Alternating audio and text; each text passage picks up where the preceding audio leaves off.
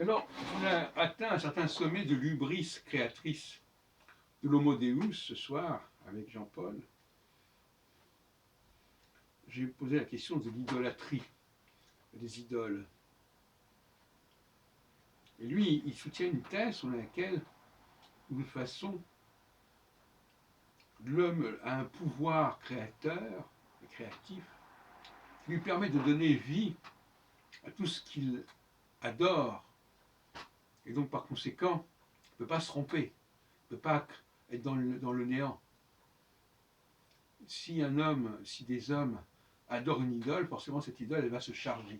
Elle va se charger d'énergie, et donc elle va devenir une sorte de réalité, elle va devenir une sorte comment dit-on, d'égrégore.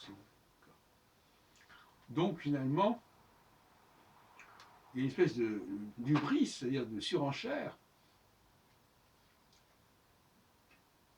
qu'on peut appliquer à la question de Jésus.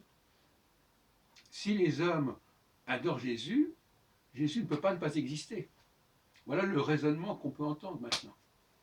Il semblerait que Guénon ait pu dire quelque chose de cet ordre-là, d'après ce que dit Jean-Paul. Je n'ai pas été vérifié sur ce point, peu importe d'ailleurs. Mais l'homo deus, c'est l'homme qui peut tout faire. Il a une sorte de capacité à produire, à créer, à fabriquer, mais en plus, au niveau spirituel, il peut tout créer. Il peut créer lui-même les dieux, en quelque sorte. Il peut les charger, il peut charger les objets qu'il adore d'une réalité.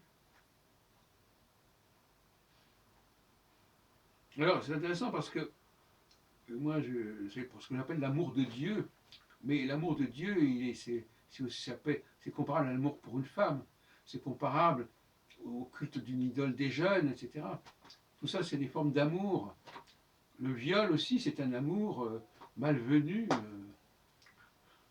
Quelqu'un va dire, ah non, mais moi, de toute façon, voilà, puisque j'aime l'autre, l'autre doit m'aimer. Et puisque je dis que l'autre est vivant, donc l'autre doit être vivant. Alors voilà, on est dans une sorte de délire comme ça, métaphysique, amusant, que nous avons entendu ce soir.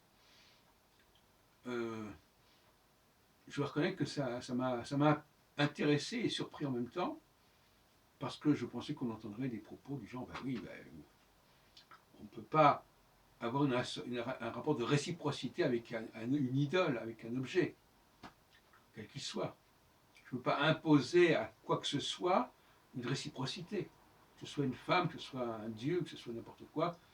Et en plus, si ce dieu n'existe pas, je ne vais pas le faire exister par mon amour. Voilà où on en est. L'amour peut tout faire, peut tout créer, peut tout produire.